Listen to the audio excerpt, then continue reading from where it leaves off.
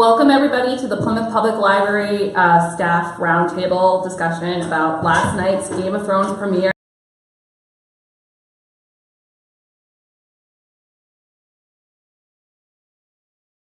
It was really good. I like the segue from like Catelyn Stark's throat getting cut to like Walder Frey's. I was like, wow, the cinematography in this previously on. It's an episode of its own. It was like, this is really excellent. So how did everybody think about the opening of Arya just killing all those Freys? Because I kind of loved it. She took out an entire family. Yeah, and he had a lot of family because he had a lot of bastard children, a lot of he had like, I don't know, half a dozen wives, and each of them bore him a lot of children. He had, the Frey line was extensive.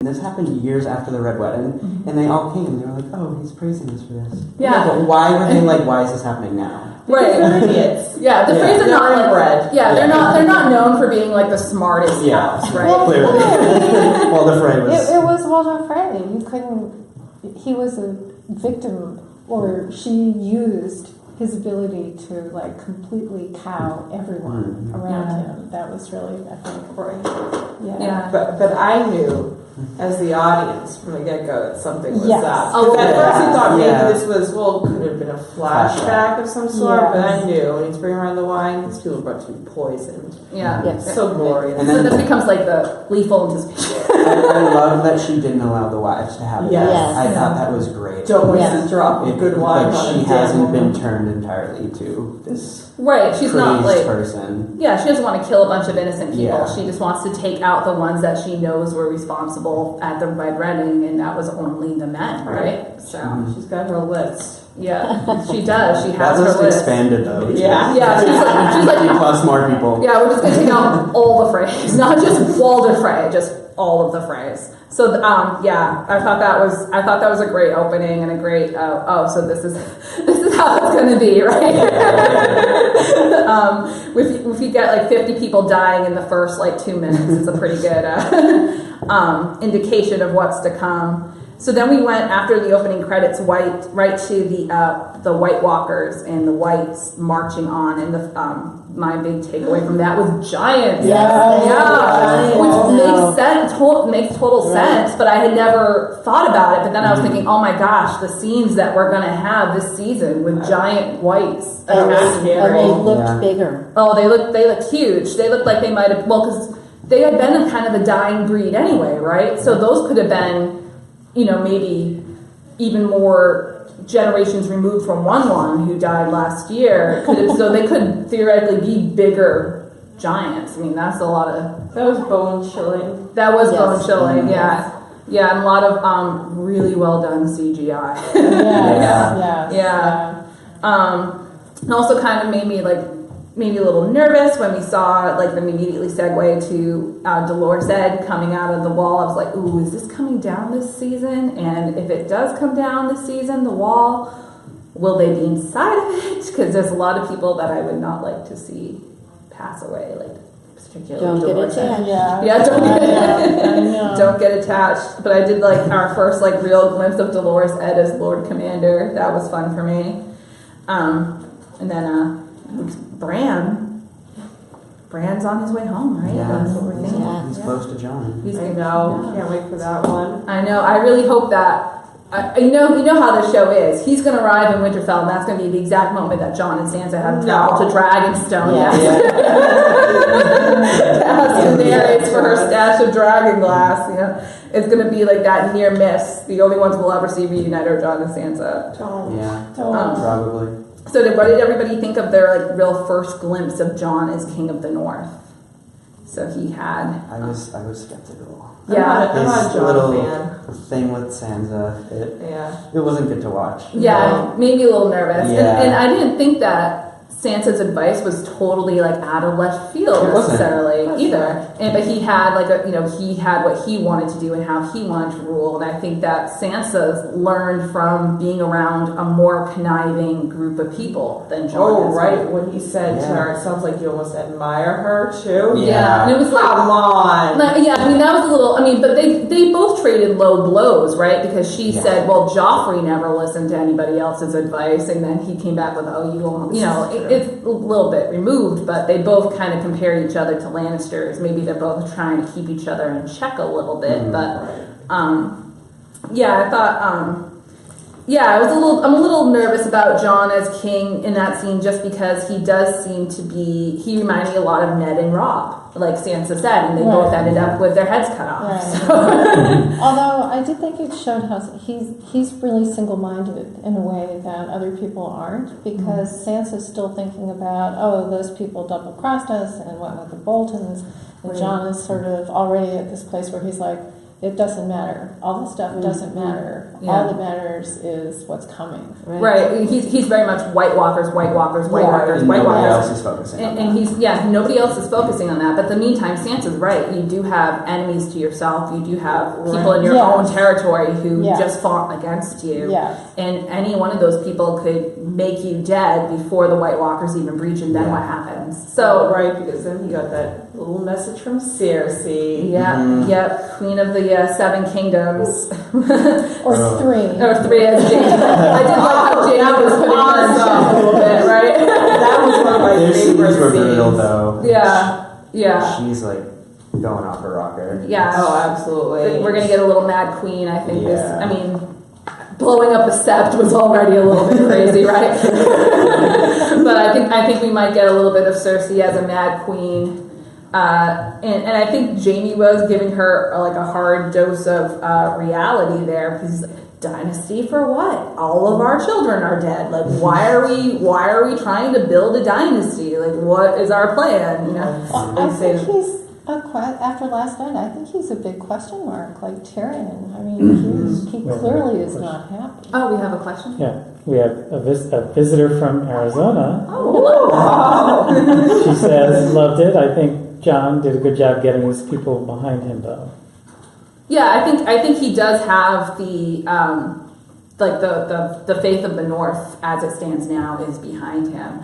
I think he could conceivably have problems though in the future with the Karstarks and the Umbers, because their current leaders are children now doesn't mean that they're right. And Jon puts on a kind of like a show when he calls them forward right then. They pledge their allegiance, and so he knew how to like play that moment too. He had all that already prepared. Yep. So he wasn't going to listen to Sansa anyway, even if she had good advice that he should have sat and pondered. He's like, no, I already got these kids here that I'm going to have come up and pledge allegiance. I have a question. Why is Littlefinger still there? I think because they still feel like they need the Knights of the Vale. I think that they're trying to keep the Knights of the Vale there for the upcoming White Walker. If the White Walkers are coming, they want the Knights of the Vale there to be an even bigger force. I mean, none of that really matters though if they don't have the weapons, right? If they don't have dragon glass or Valyrian steel, they're going to be like pitching a lot of fire at these whites to try to keep them away, and that's really all they can do. So it's more like they need to do a little outside the box thinking. I did kind of wish that Sansa and Jon could kind of rule together. You know what I mean? Like, I know they're not like husband and wife, but if they had, they kind of counseled together, and because they're both Starks. I mean, they should. You would think that that's what they would do. Yeah, you would, and you kind of hope that they would consult with each other on plans and talk it out. But there seems to be a little bit of conflict about, Jon still feeling maybe like he has to earn his place, and Sansa feeling like, no, I have value, I should be taken seriously, and they kind of butt heads a little. Well, you would think, after the Battle of the Bastards, that he'd pay a little more attention to her opinion. Yeah, because she was right, right? She saved him, and Yeah. her advice at the beginning that Ramsay's going to trap you. He's going to lead you into a trap. Rickon is as good as dead, and you're going to be you're going to be drawn into a trap. She was absolutely right, and he didn't take her seriously. Well, she has spent a lot of time with him. Yeah, she does have this benefit of all this acquired knowledge of spending time with these really horrible people, right? But can we talk about Lyanna Mormont for a moment there? I don't plan on knitting by the fire while the dead come for us. You can't. I don't need your permission to defend the North. Here's another Sorry, Arya. how old is she? Love her. How old is she? She's only supposed to be like 10 or 11. Yeah, she's young. But yeah, I love her. I hope that she's like in every episode. So we have the wildlings being sent to Eastwatch by the Sea, but later in the episode, Sandor Clegane of all people gazes into the fires, and what does he foresee? Oh my gosh, that was the best scene. That was a great That was scene. the best. But he sees the White Walkers and their whites coming to Eastwatch by the Sea, right? That's what he was predicting. Yes. So Yeah.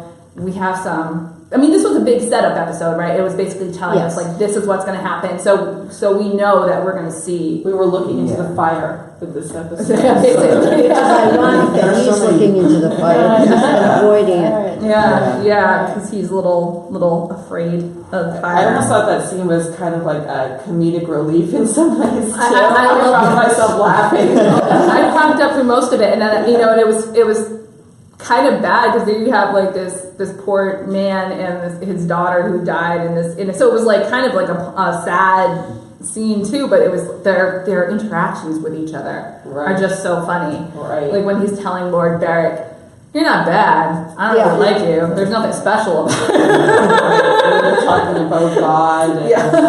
and I just thought that was kind of humorous. But I mean, setting it up against his actual real emotions and what he has to work through, and when he looks into the fire, I think it was good that you had that juxtaposition of kind of like the levity and then the seriousness, and seeing him outside, burying the dead. So that was a shout out to book readers. I don't know if you guys are all show watchers, right? So that was a little shout out to book readers because there is a scene in one of the later Brian chapters where there's a mysterious grave digger who's working for a sept, and you think from her description she doesn't know Sandor, but you think from her description that it's Sandor, but he's never like verified. So him digging a grave was kind of a little shout out to book readers. So what do we think about the Greyjoy Lannister alliance? How do we think that's going to stack up against the Targaryen, Greyjoy, Tyrell, Martell alliance? I think this is another place where Cersei's delusional a little bit, though their fleet is pretty impressive. That was nice. Those squid boats. Yeah, those were really awesome. I was sitting there like, wow, they built this fleet pretty quickly. Actually, that made me a little annoyed because the last time we saw him, he was like, "We better build boats," and then all of a sudden, there they are. Yeah, like where did they get all this wood? Well, how long has it? I mean, each episode is how many? Well, I don't think they're all consistent with their chronology. Right, of course. So it's hard to know. But there has to have been enough time for Daenerys to depart from where she was in Essos and travel the entire ocean. So if you think how long did it take like Puritans to get from England to Plymouth Rock? Let's do a regional reference. I mean, it took a long time, right? I don't think years have passed because it looks like Cersei and Jaime are pretty much new to power, but it's at least months, right? Right. She's had to clean up her mess a little bit too. Yeah. A few. Yeah. I mean, I'm willing to overlook it, but still, Yeah, I mean, there's a lot of stuff that you kind of have to take with it. Just enjoy the shit. Just enjoy the ride, the ride on these wonderful ships, right? Yeah. But so what did you guys think of Euron? He came in there all cocky. I saw him referred to on the internet afterwards as kind of like a Jack Sparrow in Westeros. I actually enjoyed his character, but yeah, he's still an idiot. Like, what is he going to get for Cersei? Yeah, what is this gift? I was like, is he going to bring her Tyrion? Is he going to bring her some sand snakes from Dorne? Where is he going, and what does he think he's going to do? But I love the way he was kind of needling Jaime. Oh, I have 2 hands. Yeah. Or when you should kill your brother, you see how it feels. That was he was the only brother on hand. Yeah. But I think too, like Jaime though. I mean, I do think he's afraid of Cersei now. I think that he's gotta have some sort of resentment to the woman. It's that, and you know, we all want to see him kill her at some point, but you know, where does he? Because you can still see that little bit of like jealousy there, that love there when she says, "A queen, he's coming for a queen," and he's like, "Come on." Yeah, like I think he's thinking, didn't we do all of this so that we can be together? Like, didn't we start treason with Robert in the first place so that we could be together? And now you're going to sell yourself off to another. But this Greyjoy Lannister alliance is kind of shaky, right? Because last season, Euron said that he wanted to marry Daenerys and be with Daenerys. And when he comes to Cersei, he says, I've always wanted to marry the most beautiful woman in the world. But he doesn't say that that woman's Cersei. No, he doesn't. No. And Dany's reported to be extremely beautiful throughout the Seven Kingdoms. She has that reputation. So he might not be thinking of Cersei when he says that. He might be planning a double cross. Yeah. Just Yeah. a little prediction. I also wondered if Jaime really can't forgive Cersei for Tommen's death. She won't even talk to him or two. And the way, sorry. No. Just the way she's detaching herself now from her children, they were the one thing that grounded her. Oh, she was obsessed with her Right, children. and her right, children. right. The fact that she claims that she doesn't care about them anymore. Yeah.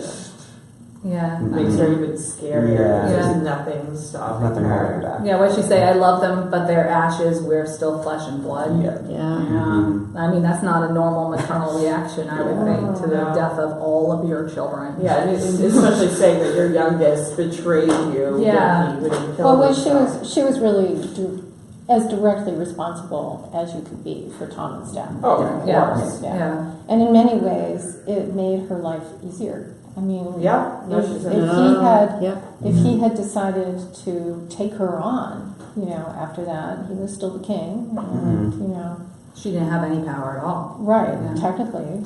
So, Although she had just blown up all her opposition. So. yeah, and Strategically, she was and he enslaved. was 13, and she Yeah. was his mother. Yeah. And yes, Yeah. So she could have maybe manipulated him, but did she maybe leave him alone on purpose in that room? You saw. I rewatched the last episode to get ready for the premiere, and right after the set blows up, the Sir Gregor of the Mountain turns around and walks out of the room. He doesn't stay with Tommen. Nobody's there with Tommen. Tommen's just alone watching the woman he loves, his uncle, his brother-in-law, his father-in-law, all burn.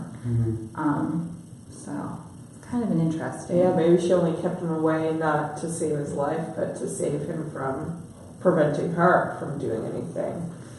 Maybe for her from her Yeah, being directly or indirectly Right. in her mind. she is probably the most calculating character on the show. She's my favorite. She is very calculating. She is, I think every once in a while she's not maybe necessarily the scheming mastermind that Tywin Lannister was, but she is his daughter. She's got that conniving Well, she's calculating, but she's also kind of, going off the deep end, though, right? So she's not total. I don't think she's entirely with it, obviously, and I think that she thinks they have more power than they do, which is why, going back to that scene again with Jaime, it was really great to see him kind of put her in check and be like, allies, we have no allies. They're weak. We have no dynasty. They're all gone. It's just us. So. Well, I wonder how long too will she tolerate any dissenting voice if she has a plan and he's not with it. Oh, I thought about that immediately. So Yeah. I'm like, she's going to want to knock him and whack him off too. Or He's send gonna him be- off on a mission. Yeah. Again. Yeah, some kind of get you away from the, which I'm sure she'll have opportunity to do. There's going to be battles to be They're fought. going to go to Dragonstone. They're going to go. too. Yeah, everybody's headed That's to where everybody's Dragonstone, going. so we're going to see some. Let's go to Old Town for a moment and talk about Sam. So that was a montage. That montage was, so I have to be honest and say that when Liz and I rewatched the show this morning, we fast forwarded through that. I thought it was very cinematically well done, but it was very disgusting. Yeah. It's a little long. It seemed like it was sort of like a song or something. No. And they kept on going through the different little get the pin, get the. Yeah, it was really gross, and it was a little long. Like I think when we fast forwarded through it, it was like 2.5 minutes. It was pretty long, but. it's kind of a very frustrating life for him here. He knows Is that that what he expected? it's not what he's expected, and it wasn't, quite frankly, what he was sent there to do. Like, he's supposed to become a maester, but he is also supposed to gather knowledge so that he can send that knowledge back to John and the wall and let them know this is how you defeat this enemy. This is what's and So like they said, they live a very different life there, and you can't just become that maester overnight. You're gonna have to go through this whole process. But I was frustrated. But he's for him. determined. He's going to do something to get. Yeah. And at least he was able to. I mean, Yeah. he found out Yeah. about Dragonstone, so. he snuck into the restricted section, which we commented this morning was very reminiscent of Hermione Granger sneaking into the restricted Also, section at Professor Hogwarts. Slughorn, too. Yeah. That was funny. Yeah, so he did get the knowledge that he needs, or at least part of the knowledge that he needs. But also, what is he risking by going in there? If they find him, would he be cast out of the Citadel? So there's a little risk there.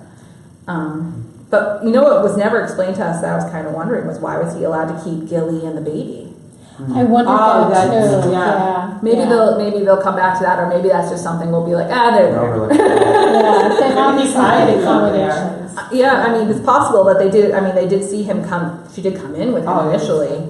So, yeah, but the Archmaester seems to have a lot of faith in the wall being able, even though he believes what Sam's saying to him about the White Walkers are coming, he has a lot of faith in the wall, like being able to keep the White Walkers at bay. Well, we did learn when Uncle Benjamin brought Fran back that the White Walkers apparently can't go right through the wall, and it sounds like they can't go over it. Right. That's why they're going to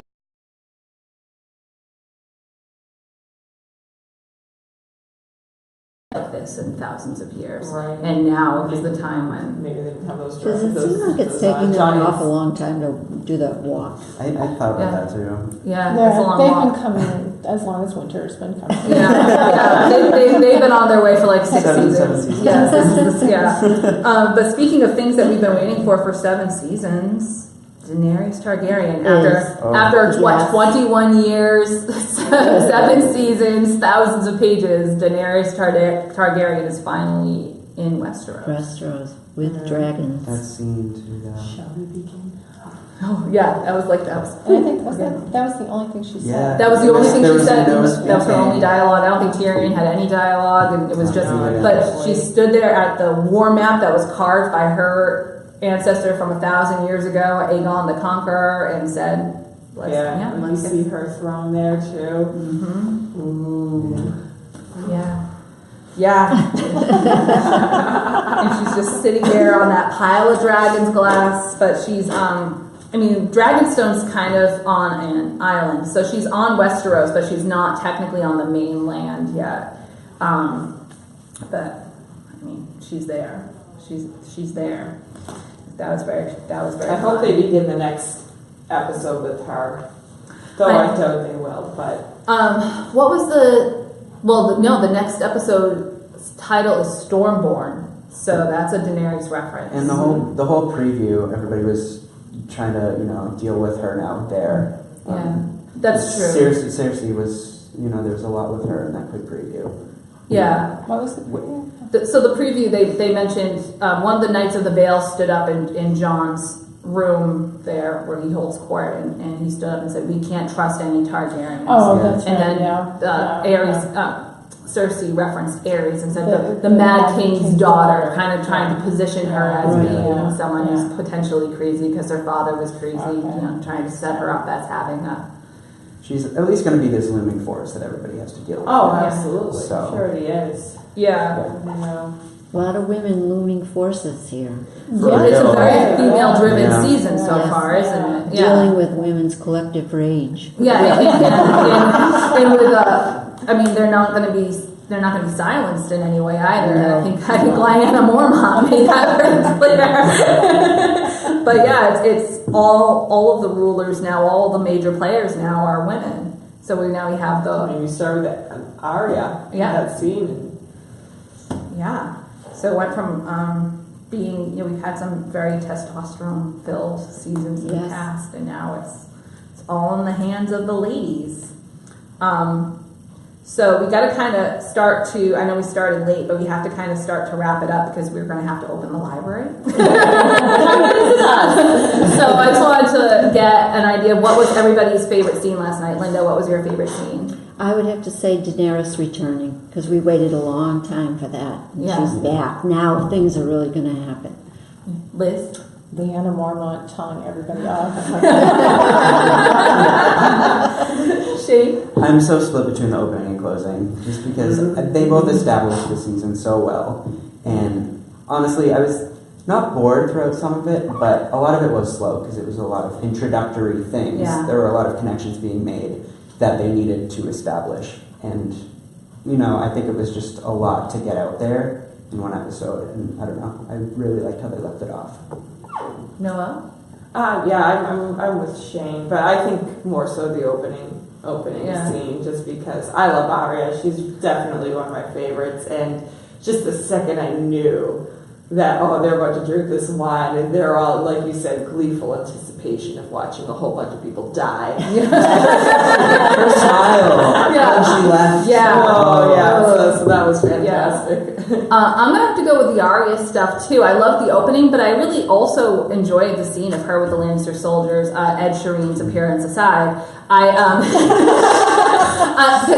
I did really feel like when I saw she's gonna slaughter them because they're Lannisters, and I mean maybe next episode she will. But it was nice to see people being nice.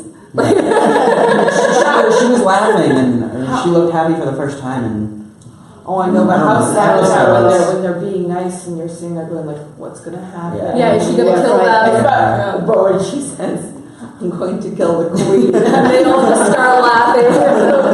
Yeah, I just thought it was like a really nice scene. They're being, they're talking about their futures, they're talking about their home, and that one that was made the blackberry wine and off. I just thought it was a very Homey scene. It was kind of like, you don't get scenes like But that. she's still right? checking out the swords. She was still She's looking at the still- swords, yeah. checking how well, Right. So, we have a lot to look forward to, I think, this season. I Yes. think we have a lot to look forward to in the next episode. Do you have a favorite scene, Tom? Tom didn't watch. Tom's our director. It He's sounds like the Waltons. They're homey. But yeah, I think we have a lot to look forward to next week. And I think we have, I got excited because I saw Wolf in the next preview, and I was like, is that Nymeria? Because that's my greatest hope, is that while Arya's in the Riverland, she meets up with Nymeria, her wolf again. I don't know if a lot of Should we use that wolf? there's a lot of hope in that, because they keep that hope alive kind of in the books, but you don't hear it mentioned very much in the show. But Is that the last wolf? Ghost is still alive, although we Okay. didn't see him this season. Oh. Yeah, But- I've been wondering where Ghost is, but Yeah, so I'm- Ghost is hanging out in Yeah. Winterfell somewhere. And I think actually the wolf playing Ghost passed away, but it was a couple of months ago, so he could have still filmed. Aw. I know he could have still filmed his scenes, and I think a lot of the wolf stuff is CGI anyway. And they didn't show, or either that or I just missed it. Bran's wolf died. Bran's wolf died last during the Hold Right, the and Door then- episode. Yeah. So first we had that heartbreak of Yes. Summer being ripped apart by those Yes, whites yes. and buying them like 5 seconds at the most, Okay. and then we had to go through the whole Hold the Door scene. Yeah. Yeah. It was like a So one-two. I missed the wolf with Hodor's demise. Yes, So- that overshadowed There was it. a lot going on. There was a lot going on, yeah. We actually had 2 wolves pass away last season. We had Shaggy Dog, who was Rickon's wolf, but I've been told that the budget has been expanded for this season, because the speculation was that the wolves passed away because the CGI was getting too expensive, and they had to choose between, the White Walkers, the dragons, and the wolves just didn't make the cut. No competition. I mean, obviously Drogon's pretty magnificent. They don't need CGI.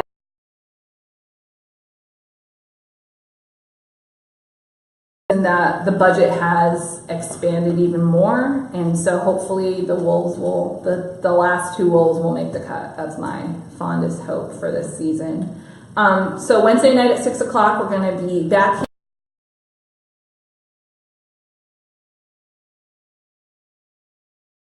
We're going to talk about all the prophecies in the Song of Ice and Fire, and we're going to talk about what they may or may mean for the future of the series and for the future of Game of Thrones. Very exciting. And next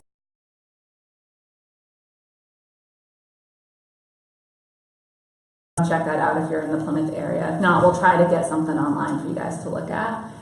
And we have new pin designs if you haven't been in the lobby in a long time. And do we have any Victoria stuff to promote? The